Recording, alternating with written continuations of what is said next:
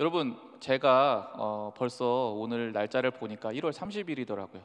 벌써 새해가 시작된 지 한 달이 되었는데요. 여러분, 제가 이 첫 번째 주일날 혹시 설교 때 어떤 말씀을 전했는지 기억하십니까? 제가 이 질문을 넣을까 말까 했는데 네, 안 넣었어야 됐나 봐요. 자, 제가 그때 무슨 말씀을 전했었냐면은 오늘 제가 읽은 이 마태복음 25장에 나오는 세 가지 비유 중 첫 번째 비유인 열 처녀에 대한 이야기를 여러분과 나눈 적이 있어요. 이 10명의 처녀들은 어떤 사람들이냐?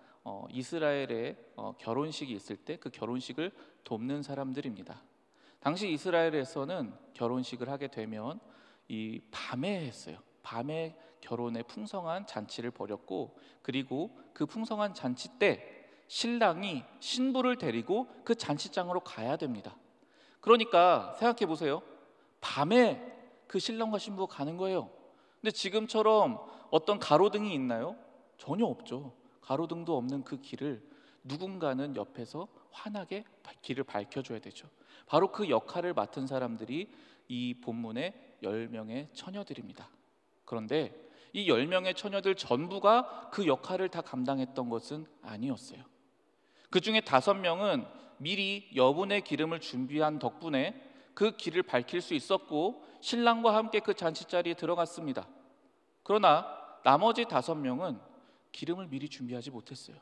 그래서 길을 밝히지도 못했고 결국 신랑과 함께 그 잔치자리에 들어가지도 못했습니다. 여러분, 이 이야기는 신랑이신 주님이 다시 오실 때 우리가 지혜로운 이 5명의 처녀들처럼 미리 준비되어 있어야 한다라는 사실을 전해주는 이야기예요. 즉, 이 이야기를 통해서 예수님께서는 우리에게 주님 다시 오실 날을 준비하는 삶을 살으라 라는 메시지를 우리에게 전해주셨다는 겁니다. 그래서 제가 이 메시지를 전하면서 우리 청년부도 특별히 올 한 해 예수님의 다시 오심을 더욱 온전히 준비하는 우리 청년부가 되자, 이런 말씀을 드렸어요. 이렇게 여러분, 예수님의 다시 오심을 준비한다라는 건 너무나 중요합니다. 너무나 중요한데 이 얘기를 들었다 보면은 한 가지 의문이 들어요. 그러면 예수님의 다시 오심을 준비한다는 것은 구체적으로 어떤 의미일까? 이 구체적인 내용이 궁금해집니다. 그것이 바로 오늘 우리가 읽은 마태복음 25장의 두 번째 이야기 달란트 비유의 그 내용이 들어가 있습니다.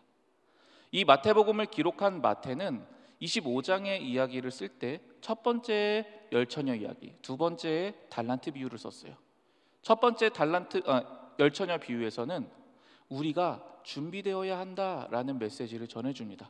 그리고 바로 이어서 나오는 이 달란트 비유에서 우리가 그렇다면 구체적으로 무엇을 준비해야 되느냐라는 이야기를 여기서 말하고 있습니다.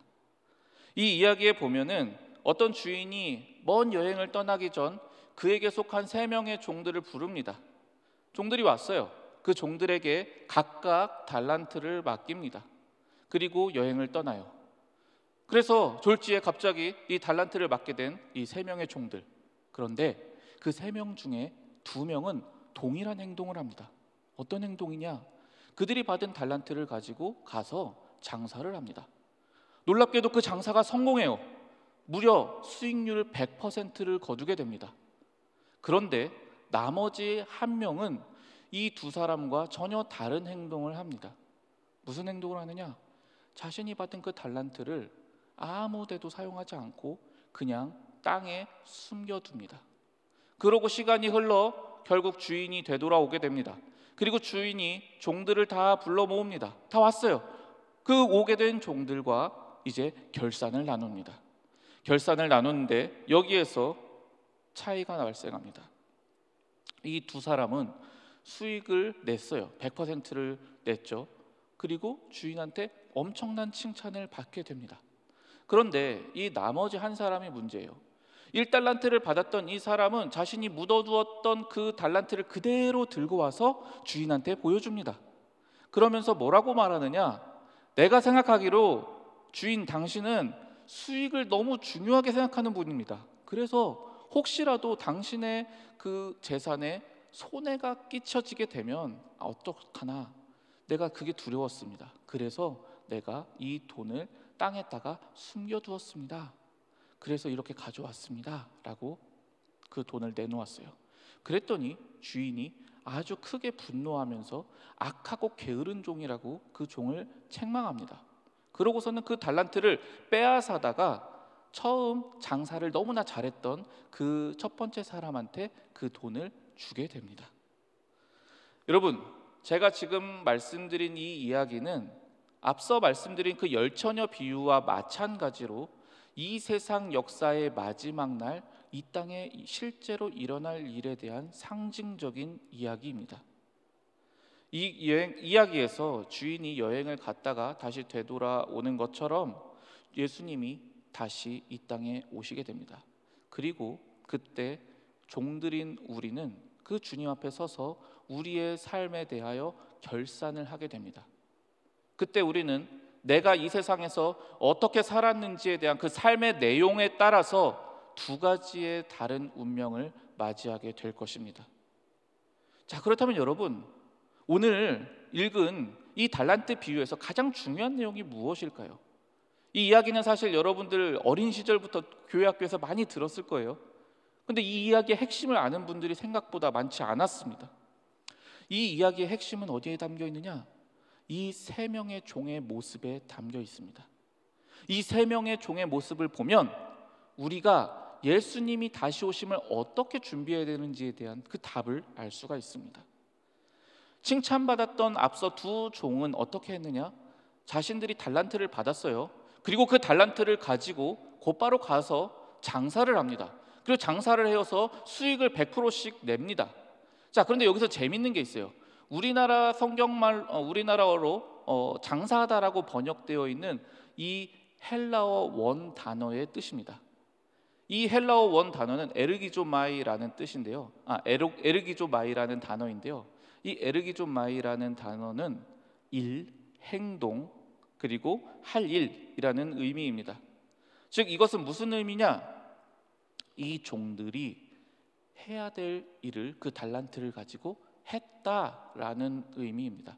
이것을 우리나라 성경이 의역해서 장사했다라고 번역한 것이죠. 이것이 바로 주인이 종들을 구별하는 기준이 됩니다. 여러분, 그 마지막 세 번째 종, 1달란트 받았던 종은 책망을 받았습니다. 그런데 그 종이 책망을 받았던 이유는 그가 신앙이 없어서가 아니었습니다. 그렇다고 해서 그가 가서 무슨 악한 일을 했던 것도 아닙니다. 오히려 그의 마음에는 혹시라도 내가 잘못해서 내 주인의 재산에 축내버리면 어떡하지? 주인에게 손해를 끼치면 안 되겠다, 이런 마음을 먹었던 사람입니다. 더구나 그는 그 주인의 돈을 가지고 고리대금업을 하거나 아니면 자기의 유익을 위해서 그것을 남용하지도 않았습니다. 그냥 그는 그 돈을 그대로 사용하지 않고 두었을 뿐입니다. 그러나 그 결과 그는 책망을 받고 결국 쫓겨나게 됩니다. 그가 쫓겨났던 이유는 그가 자기에게 맡겨진 그 돈을 가지고 아무것도 하지 않았기 때문입니다. 다른 앞서의 두 종은요, 수익을 가지고 투자를 했어요. 여러분, 우리가 주식을 투자하면 100% 수익이 나나요? 그렇지 않습니다. 그 돈을 잃어버릴 염려가 있어요. 떼인다고 하죠. 그러나 실제로 그들은 그러한 두려움이 있음에도 불구하고 실제 그들이 해야 될 일을 행했습니다.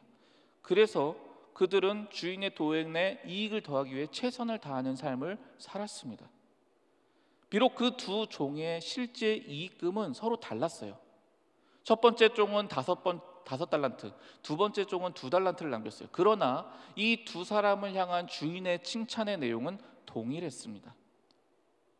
여러분, 제가 이 시간 두 가지의 비유 이야기를 나누어 드렸는데요. 특별히 이 달란트 비유의 이야기는 앞서 말씀드린 첫 번째 열처녀 비유의 이야기와도 동일한 이야기를 우리에게 말해주고 있습니다. 5명의 지혜로운 처녀들, 그들은 칭찬을 받았습니다. 여러분, 왜 그들이 칭찬을 받았어요?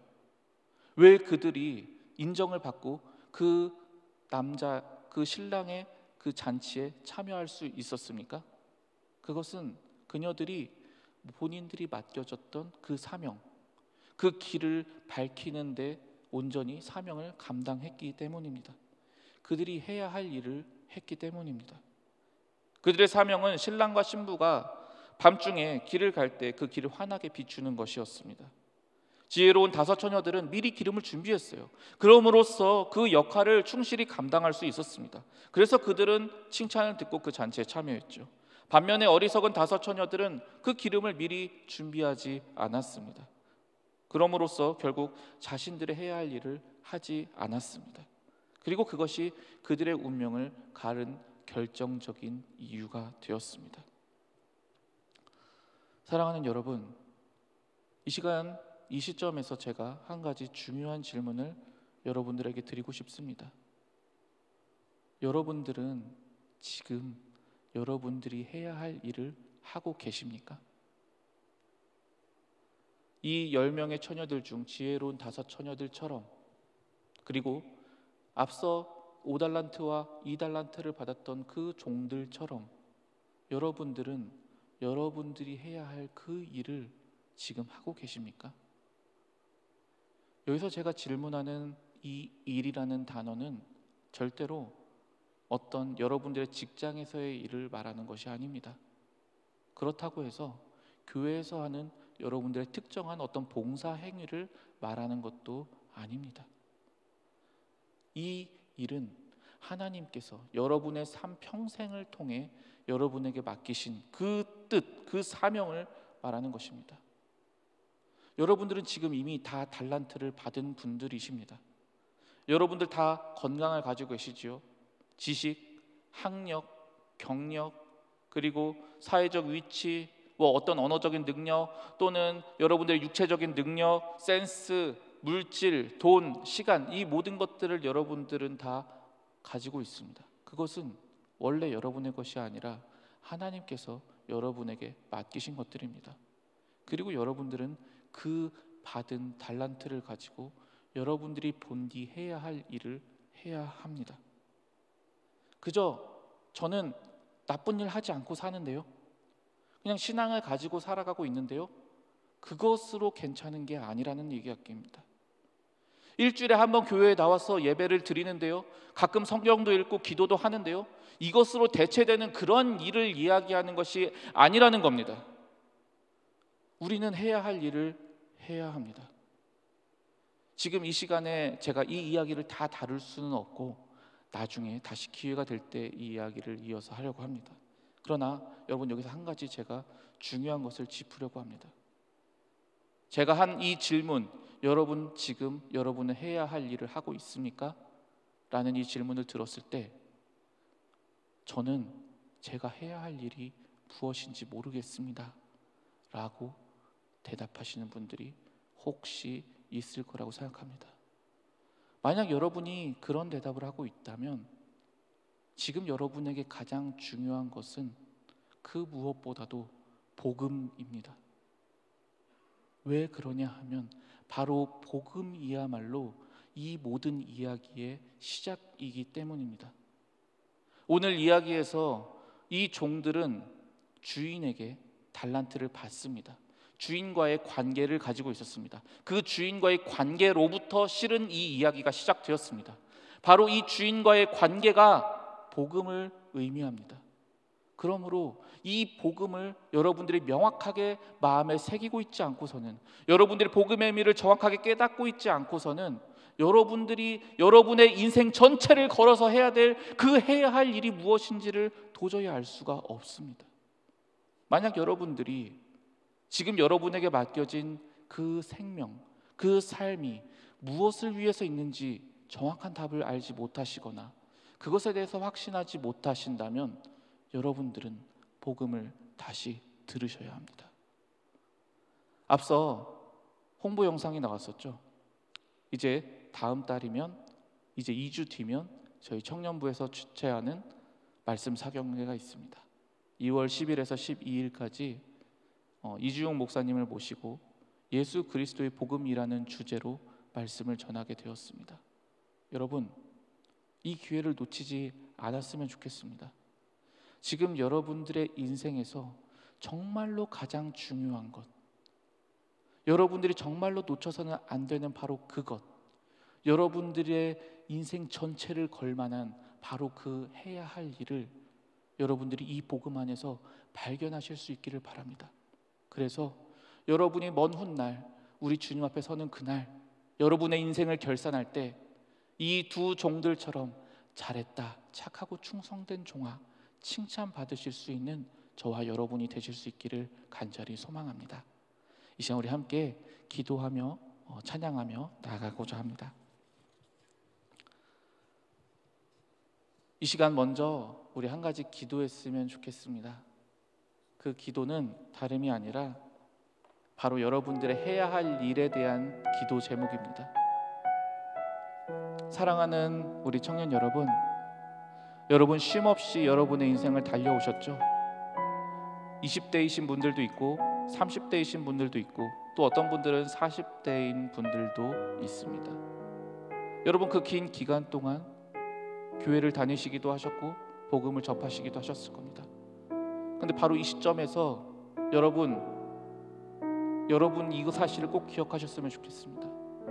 여러분이 앞으로 남겨진 인생은 사실은 여러분이 살아온 삶만큼 정도 더 일할 수 있는 기회가 주어져 있습니다.